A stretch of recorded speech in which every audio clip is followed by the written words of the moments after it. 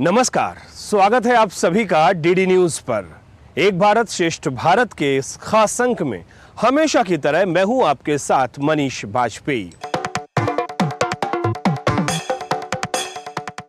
अगर आपके पास शक्ति की कमी है तो विश्वास किसी काम का नहीं, क्योंकि महान उद्देश्यों की प्राप्ति में दोनों का होना बहुत आवश्यक है।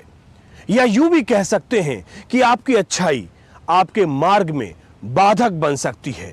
इसीलिए अपनी आंखों को क्रोध से लाल हो जाने दीजिए और अन्याय का मजबूत हाथों से सामना कीजिए। ऐसी ना जाने कितनी प्रेरणादायी बातें जिस शख्स ने कही हैं, जिसका व्यक्तित्व उसके कृतित्व से मेल खाता है, जो सरदार ना होते हुए भी सरदार की उपाधि से नवाजा जाता है। हम बात कर रहे हैं भारत के प्रथम गृह मंत्री सरदार वल्लभ भाई पटेल की।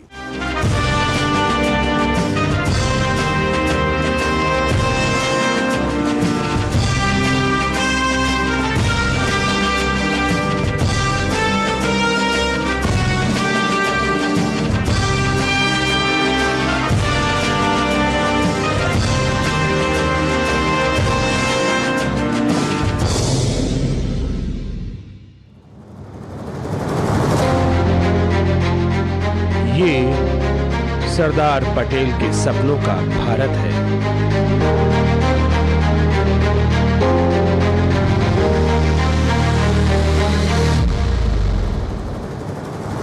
ये भारत उनका सदैव ऋणी है।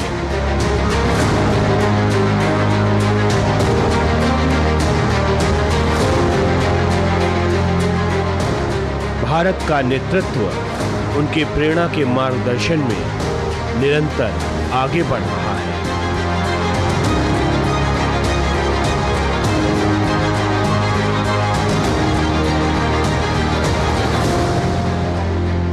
सरदार वल्लभ भाई पटेल एक लौह पुरुष, निडर, निष्पक्ष और निर्णायक भूमिका निभाने वाले सरदार वल्लभ भाई पटेल।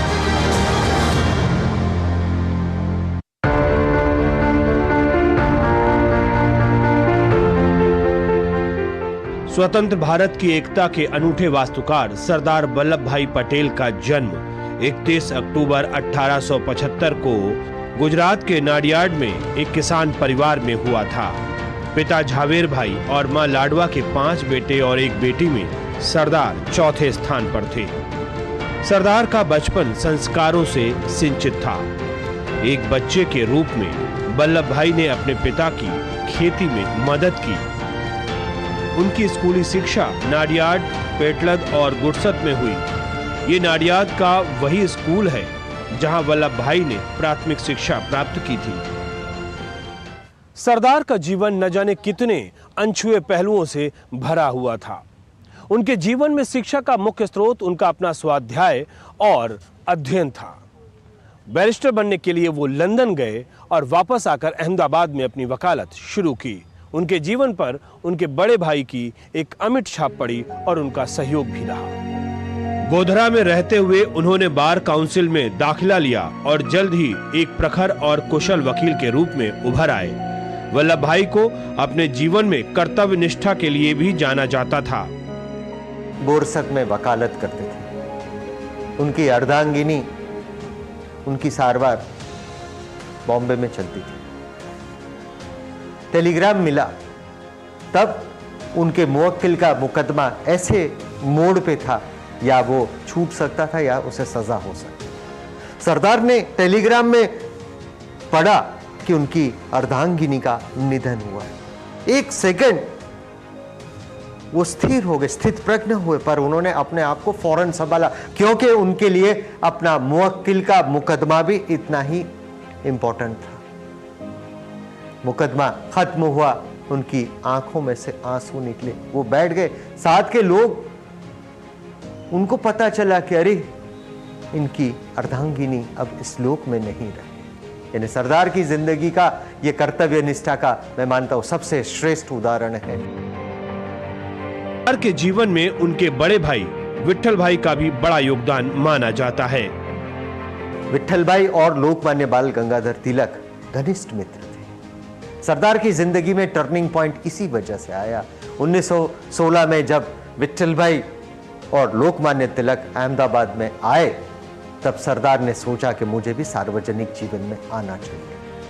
विट्ठलभाई तो सेंट्रल लेजिस्लेटिव असेंबली के पहले अध्यक्ष थे और भाई थे। हमेशा उनसे बहुत ही लगाव रहता था और हमेशा सरदार अपने भ्राता को जिंदगी के आखिरी पल तक याद करते। वल्लभ भाई का सपना विदेश जाकर बैरिस्टर बनने का था और ये सपना 1910 में जाकर साकार हुआ। 36 साल की उम्र में वो इंग्लैंड गए। सरदार के विचार, व्यवहार और वाणी से इतिहास उनका स्वयं ऋणी है। सरदार को सरदार बनाने में गांधी जी का अहम योगदान रहा। सूट बूट से लेकर सादगी तक का सफर, ये गांधी जी की संगत का था असर। गुजरात क्लब में ताश के पत्तों के बीच वल्लभ भाई गांधी जी के जादू से अनजान थे, जबकि गांधी जी वहीं अपना भाषण देने आए थे। मावलंकर और कुछ लोग साथी मित्र थे, राउंड टेबल पे जब ब्रिज खेलते थे, तब उसी समय किसी ने कहा कि गांधी जी आ रहे हैं। तब उन्होंने सीधा एक जवाब दिया, ये ब्रह्मचर्य और संडास साफ करने से आज़ादी नहीं मिलेगी। ऐसे शब्द गांधी जी के लिए उन्होंने उच्चारण किए थे। गांधी जी का अपनी मातृभाषा, संस्कृति और देश के प्रति प्रेम ने सरदार वल्लभ भाई को प्रभावित कर दिया और उनका जीवन पूरी तरह बदल गया। सूट बूट में भारत की भूमि पर उतरे सरदार का जीवन अब सादगी में बदल चुका था। जब गांधी जी आए और विट्ठलभाई ने सबसे इंट्रोड्यूस करवाया और गांधी जी ने जैसे ही हाथ जोड़े उनके और वल्लभ भाई ने उनको हाथ आगे किया तो उनका पूरा अभिमान टूट गया था। तब उन्होंने चुपके से उनका भाषण सुना और उनको लगा कि गांधी जी कर्मठ पुरुष हैं। उन्होंने सारा जो वकीलात करके आए थे, सारे कपड़े वगैरह त्याग करके उन्होंने स्वदेशी अपनाया और गांधी जी के साथ जुड़ गए थे। गांधी जी के भक्त बन चुके सरदार ने अहमदाबाद नगर पालिका का चुनाव लड़ा और जीतने पर वो मेयर बने। म्यूनसिपालिटी में खादी का यूनिफॉर्म उन्होंने फर्जियात किया, पटावाला को भी खादी दी। म्यूनसिपालिटी का बजट गुजराती में उन्होंने शुरू करवाया। वाडीलाल हॉस्पिटल उन्होंने शुरू की, कांग्रेस का अधिवेशन हुआ था 21 में, वाडीलाल हॉस्पिटल जो आज है वो उन्होंने शुरू की। गरीबों के मकान की व्यवस्था की। दूध और पानी की मिलावट जो थी उनके लिए प्रयोगशाला शुरू की। स्वच्छता के प्रति सरदार हमेशा से ही सजग थे। अहमदाबाद के साथ साथ भारत में स्वच्छता और विकास का संदेश लगातार वो देते रहे। सरदार के दिमाग में हरदम लॉन्ग टर्म और सस्टेनेबल डेवलपमेंट रहता था। समाज के जो डाउन ट्रोडन लोग थे उनके लिए भी सरदार ने बहुत काम किया। सरदार ने ये देखा कि उन स्त्रियों के लिए नहाने की व्यवस्था नहीं है तो उन्होंने पब्लिक टॉयलेट्स बनवाए। उन्होंने देखा कि जो सफाई कामदार हैं उनके पढ़ाई की व्यवस्था नहीं है तो उन्होंने रात्रि शालाएँ शुरू करवाई। सरदार ने 1925 में 7 महीने तक करीब 400 लोगों को साथ मिल के एक पूरा सफाई का कैंपेन करवाया।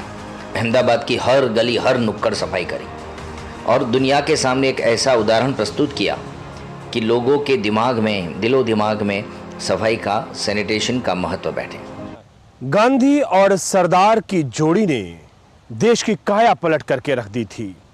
गांधी जी के विचारों को सरदार मूर्त रूप दिया करते थे और इन दोनों नेताओं की जोड़ी ने अंग्रेज सरकार की नींव हिलाकर रख दी थी। गांधी जी चंपारण क्षेत्र में आंदोलन कर रहे थे और सरदार का जुनून उनको पता था। खेड़ा जिले के किसानों को टैक्स में राहत देने के लिए गांधी जी की प्रेरणा से सरदार ने खेड़ा सत्याग्रह का नेतृत्व किया। भारत का जो पहला संपूर्ण सत्याग्रह है वो खेड़ा सत्याग्रह 1918 में वो नडियाद से शुरू हुआ। जब ज़्यादा बारिश हुई और सभी ये धरती पुत्र के पास अंग्रेज सरकार ने टैक्स ज़्यादा से ज़्यादा लेने का ये मुहिम चलाई, तब गांधी जी ने सरदार को नडियाद भेजा और उंदुलाल याग्निक, गोकर्णदास तलाटी जैसे जो लोकल हमारे राजनेता थे, कार्यकर थे, उनके साथ मिलकर सरदार ने अंग्रेज सरकार को झुकाया बारडोली में उनको सरदार बनाया, लेकिन गांधी जी ने वल्लभ भाई को वीर वल्लभ भाई का बिरुद ये नडियाद की ये खेड़ा सत्याग्रह के समय ही दिया था। गांधी जी के अस्पृश्यता निवारण के विचार को सरदार व्यवहार में लाते थे। 1922 में काठियावाड़ के वढवाण में जब एक परिषद की बैठक हो रही थी, सरदार जब बैठक में एंटर होने के लिए गए तब उन्होंने देखा कि एक स्वयंसेवक ऐसा था कि जो कुछ लोगों को चुन चुन कर एक अलग जगह पर बिठाने की व्यवस्था करता था। सरदार आए, सरदार तुरंत समझ गए कि महात्मा गांधी ने अनटचेबिलिटी की तो बात की है, लेकिन आम लोगों के दिमाग से बात नहीं गई। वो खुद उन लोगों के बीच में जाके बैठ गए और उनका जो एड्रेस था, उनका जो संबोधन था, वो वहीं से किया। ऐसी थी सरदार की काम करने की पद्धति। किसानों के लिए समस्या आती तो वल्लभ भाई सबसे आगे रहते। ऐसा ही एक सत्याग्रह यानी बारडोली सत्याग्रह। असहयोग आंदोलन विड्रॉ हुआ, उसके साथ बारडोली एजिटेशन का पहला फेज भी विड्रॉ हो गया था। मगर 1928 में दोबारा ये संग्राम जब शुरू हुआ तो पहली ही मीटिंग में सरदार ने कहा कि मैं जो कहूँगा वो आप मानोगे, और उन्होंने उसकी कमान संभाली और लीडरशिप, नेतृत्व, उसको सरदार कहा जाता है, जो निर्देशित करे, कंट्रोल करे और सभी लोग उनकी आज्ञा का पालन करें। और बारडोली में किसानों को जो उन्होंने एक नया नेतृत्व दिया और किसानों के सरदार, वो देश के सरदार बने। पर 1924 में महात्मा गांधी ने उन्हें सफाई अभियान के लिए कूड़े करकट के सरदार का बिरुद दे दिया था। फिर चाहे दांडी कूच हो, सरकार से बातचीत हो या कारावास, जिधर देखो उधर सरदार वल्लभ भाई गांधी जी के कर्मठ कार्यकर्ता बने। वे इतनी सफलतापूर्वक कामयाब रहे कि अंततः वल्लभ भाई एक राष्ट्रीय स्तर के नेता बन गए। मुश्किलों का सामना कर देश तो आजाद हो गया, लेकिन जो भारत का स्वरूप मिला वो खंडित मिला। कई रियासतों में विभक्त था भारत, लेकिन इस चुनौती को स्वीकार किया सरदार वल्लभ भाई पटेल ने, और अपने तमाम प्रयासों के चलते, अपनी सूझबूझ के चलते, अपनी कूटनीति के चलते सरदार वल्लभ भाई पटेल ने दिया हमको, हम सबको एक भारत, अखंड भारत। पूरी दुनिया 1940 के दशक में एक बहुत बड़े बदलाव से गुजर रही थी। भारत भी इससे अछूता नहीं था। 1942 का भारत छोड़ो आंदोलन, सुभाष बाबू की आजाद हिंद फौज का लहराता परचम और रॉयल इंडियन नेवी की बगावत, इसके साथ ही ऐसी कई घटनाएं घटी जो हिंदुस्तान को आजादी की सुबह तक ले जा रही थी। लेकिन देश कई टुकड़ों में बटा था। देश को एक सूत्र में पिरोना सरदार के लिए काफी चुनौतीपूर्ण था। कई रजवाड़े थे जो शुरुआत में स्वतंत्रता चाहते थे, पर सरदार ने उन्हें समझाया और भारत में विलय के लिए मनाया। देश के पास कोई साधन नहीं थे, नहीं पुलिस थी, नहीं प्लेन थे, कोई भी सुरक्षा के साधन नहीं थे, सुरक्षा बल नहीं थे। और उनको ने ये 565 जो हमारे देसी राज्य थे उनको एकत्रीकरण का बहुत बड़ा काम 50 दिन में उन्होंने काम किया। लेकिन वल्लभ भाई ने नई हिंसा की, अहिंसा से काम किया। जहाँ राजाओं को समझाना था वहाँ समझाया, जहाँ खत लिखना था खत लिखा, जहाँ खाना खाने के लिए बुलाया था वहाँ खाना खाने के लिए बुलाया, और जहाँ सख्ताई करने की जरूरत थी वहाँ सख्ताई भी की। कश्मीर का भारत में विलय का प्रश्न सबसे पेचीदा था। कश्मीर के राजा हरि सिंह के निवेदन पर सरदार ने रातों रात भारतीय सेना को कश्मीर भेजा और कश्मीर को बचा लिया। पाकिस्तान की ट्राइब्समैन, आदिवासी प्रजा कहते हैं, वो उसको जिन्होंने भेज दिया। उन्होंने कश्मीर पर आक्रमण किया, ज़बरदस्त आक्रमण किया। श्रीनगर के पतन में 2-3 दिन बाकी हैं, ऐसा लश्करी रिपोर्ट है। 2 दिन पहले सरदार पटेल श्रीनगर एयरपोर्ट पर गए बलवंत सिंह के साथ। बलवंत सिंह रक्षा मंत्री थे, उनके साथ गए और वहाँ जो अधिकारी था उसके साथ सरदार ने बात करना शुरू किया। वो बोलता गया अधिकारी। सरदार ने कहा कि ये श्रीनगर आ जाए, उसके पहले श्रीनगर हमको मजबूत करना चाहिए। तो अधिकारी को पूछा सरदार ने, सरदार आंख मीच के बैठे थे, आंख बंद करके बैठे थे। तो अधिकारी समझा सरदार सो गए हैं उम्र की वजह से। तो सरदार तो सब सुन रहे थे। जैसी यादी तैयार की, कब चाहिए, तो कल मिल जाए तो अच्छे है, हमारे पास थोड़े घंटे ही बचे हैं, वो लोग आ जाएंगे, उसके बाद कुछ नहीं कर पाएंगे। सरदार दिल्ली गए और उसी दिन सब सामग्री और लश्कर रवाना हुआ। विमान में गए और विमान में भेजा सामान, इसलिए श्रीनगर बच गया है। श्रीनगर एयरपोर्ट पर हिंदुस्तानी फौज का कब्जा कायम रहा। बहुत सारी रियासतें भारत के साथ जुड़ तो गई, लेकिन हैदराबाद अभी भी बाकी था। सरदार ने शाम दाम दंड की नीति अपनाते हुए हैदराबाद के निज़ाम को भी बेगमपुर एयरपोर्ट पर बुलाया और कासिम रिजवी ने उनको काफ़ी डराने धमकाने की बात भी कही थी, पर सरदार ने एक ही शब्द में सारी बात को कंक्लूड करते हुए कहा था कि तुम इतना सब कुछ करोगे तो क्या मैं देखता रहूँगा। और सरदार ने सेना का भी उपयोग करके और दोनों राज्यों को हासिल किया।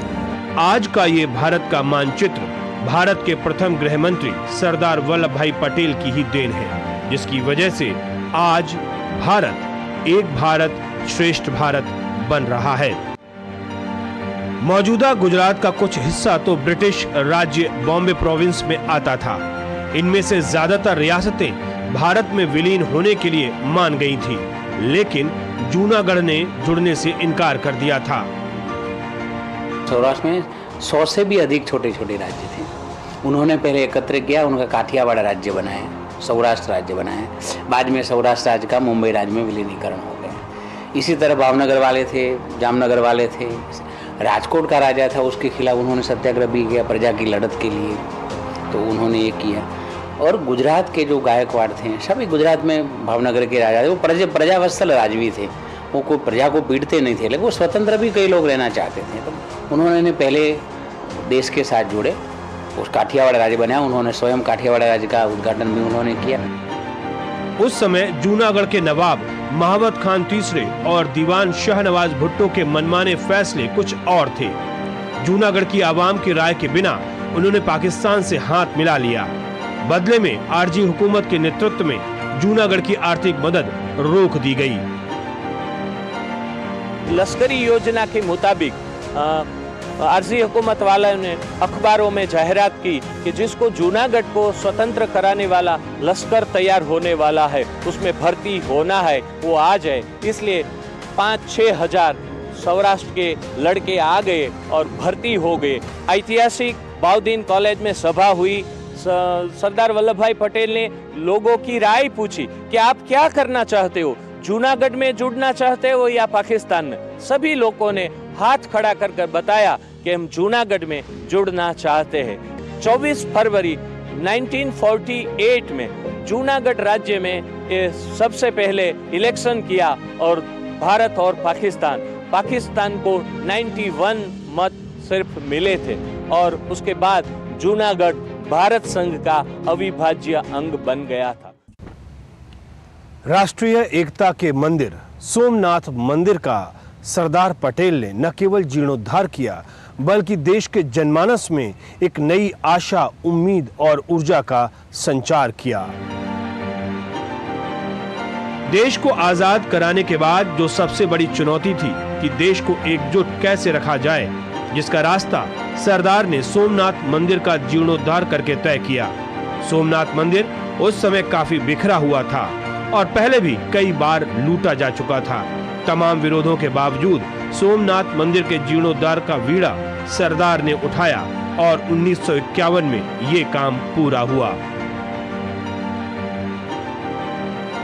सरदार जब सोमनाथ गए तब उन्हें लगा कि इसका हमें पुनः प्राण प्रतिष्ठा करनी चाहिए और सरदार ने ये संकल्प लेते हुए उसका जीर्णोद्धार करने का विचार किया। उन्होंने दान से ये पूरा सोमनाथ मंदिर खड़ा किया और आज हम देख रहे हैं कि कितने दर्शनार्थी वहाँ पे आते हैं भगवान शिव की आराधना करने तो ये सारा श्रेय सरदार पटेल को ही जाता है। उस समय बने सोमनाथ ट्रस्ट से आज भी मंदिर की सभी गतिविधियां संचालित की जा रही हैं। भारत एक बिन सांप्रदायिक कंट्री है और स्टेट उनके मंदिर में पैसा नहीं खर्च सकता है। बोले भाई कि बहुत अच्छी विजन थी, तो उन्होंने कहा मैं आज भी सोमनाथ ट्रस्ट है, सरकार नहीं है, ट्रस्ट उनका वहीवट कर रहा है, तो सोमनाथ का उन्होंने ट्रस्ट बनाया। उन्हें गांधी जी की परमिशन मांगी। गांधी जी ने पहला कहा कि वल्लभ भाई सोमनाथ का मंदिर सरकार के पैसे से नहीं होगा, तो कि बापू मैं जानता हूँ, मैं तय करके आया हूँ, उनका ट्रस्ट भी हो जाए और ट्रस्ट करेगा। देश के सबसे बड़े दर्शनीय स्थानों में शामिल सरदार सरोवर डैम भी वल्लभ भाई की सोच का ही परिणाम था। सरदार ने 1945 में पहल की और जिसकी नींव जवाहरलाल नेहरू ने 1961 में बहुत बाद में रखी। उस समय डैम की ऊंचाई ज्यादा नहीं थी। ये डैम गुजरात के लिए तो जीवन रेखा है ही, इसके साथ ही अन्य राज्यों के पानी की प्यास भी ये बुझा रहा है। सौराष्ट्र में सोनी योजना और उत्तर गुजरात में सुजलाम सफलाम योजना से छोटे टनल के माध्यम से आज खेतों तक पानी पहुंच रहा है।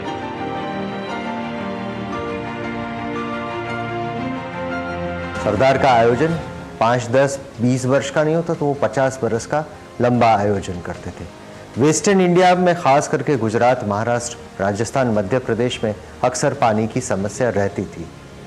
तो उन्होंने एक विचार अपने मन में बनाया कि नर्मदा नदी, जिसपे तो आदि शंकराचार्य ने महाअष्टक लिखा है, उसका इतना पानी दरिया में बह जाता है, तो क्यों ना उस पे एक बांध किया जाए, जो ब्रिटिश टाइम के पर भी उसका सर्वे हुआ था मगर इंप्लीमेंट नहीं हो पाया था। तो वास्तविकता में आज इसका अमल होने से कितने सारे राज्यों की, कितनी सारी प्रजा को इसका लाभ मिलता है। सरदार को भारत रत्न मिलने पर नर्मदा डैम को सरदार सरोवर डैम का नाम दिया गया। प्रधानमंत्री नरेंद्र मोदी जब गुजरात के मुख्यमंत्री थे, तब से लगातार वो इस डैम की ऊंचाई को बढ़ाने को लेकर प्रयास करते रहे। 13 सालों तक लगातार प्रयास करते हुए जब वो प्रधानमंत्री बने, तो पहला निर्णय उन्होंने सरदार सरोवर डैम की ऊंचाई को 139 मीटर तक बढ़ाने का किया। ऐसा कर उन्होंने सरदार के सपनों को साकार किया। ये डैम बनाने में कई चीफ मिनिस्टर गुजर गए, फिर नरेंद्र भाई आए। वो जो गुजर गए वो चीफ मिनिस्टर्स भी उसका कंट्रीब्यूशन जीवराज मेहता के शुरुआत करनी पड़ेगी। जीवराज मेहता के प्रारंभ होगा। माधव सोलंकी ने भी काम किया, चिमन भाई पटेल ने सबसे ज्यादा काम किया, तो इसमें कांग्रेस का भी योगदान है। बाद में नरेंद्र मोदी, उन्होंने ही मुझे कहा था कि मैं जाके कहता हूँ कि ये दरवाज़ा बन जाए तो अच्छा रहेगा। मनमोहन सिंह जी कहते हैं कि वो तो आपने लास्ट टाइम किया था, अभी तक हुआ नहीं। ठीक है साहब, कुछ हुआ नहीं, कुछ तो कीजिए। बाद में जब नरेंद्र मोदी प्राइम मिनिस्टर बने, पहले ही दिन उस दरवाजे का ऑर्डर मिल गया है। अगर आज गुजरात में 2 साल तक बारिश ना भी हो, तब भी सरदार सरोवर डैम में गुजरात के लोगों की प्यास बुझाने की क्षमता है।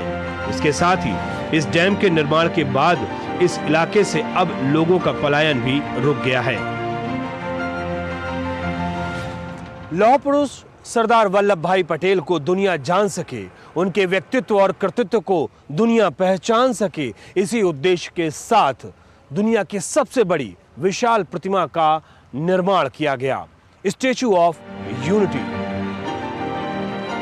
सरदार के गुजरात के प्रति योगदान की कोई सीमा नहीं थी, लेकिन गुजरात ने भी अपने पुत्र के सम्मान में सबसे बड़ी प्रतिमा बनवाई, जिसे स्टैच्यू ऑफ यूनिटी कहा जाता है। सरदार की यह प्रतिमा अपने आप में इंजीनियरिंग का एक अजूबा है। इसके साथ ही गुजरात के 2 सपूत गांधी से सरदार को जोड़ने के लिए गांधी आश्रम से स्टैच्यू ऑफ यूनिटी तक भारत में पहली बार सी प्लेन की यात्रा भी शुरू की गई। अहमदाबाद से केवड़िया तक की दूरी का 4 घंटे का सफर सी प्लेन महज 45 मिनट में तय करता है। देश को एक करने में सरदार पटेल की अहम भूमिका रही। ये प्रतिमा सरदार के उस योगदान को दिखाती है जिसमें हमें दिखता है एक भारत श्रेष्ठ भारत। अगर आप इस प्रतिमा पर नजर डालोगे तो सरदार के सपनों को भी देख पाओगे, क्योंकि इनकी निगाहें जहां जा रही हैं, वहां सामने नर्मदा डैम है, जिसकी नींव की पहल उन्होंने 1945 में की थी। देश की सर्वोच्च पंचायत यानी भारतीय संसद, देश का नेतृत्व और देश की जनता यानी आप और हम सरदार वल्लभ भाई पटेल के जन्मदिन पर न केवल उनको श्रद्धा सुमन अर्पित करते हैं, बल्कि उनके बताए हुए मार्ग पर चलने के लिए एक बार फिर से प्रतिबद्ध होते हैं। एक भारत श्रेष्ठ भारत के इस कार्यक्रम में फिलहाल इतना ही, लेकिन इस बात के साथ दीजिए मुझे इजाजत कि फिर होगी आपसे मुलाकात। तब तक के लिए नमस्कार।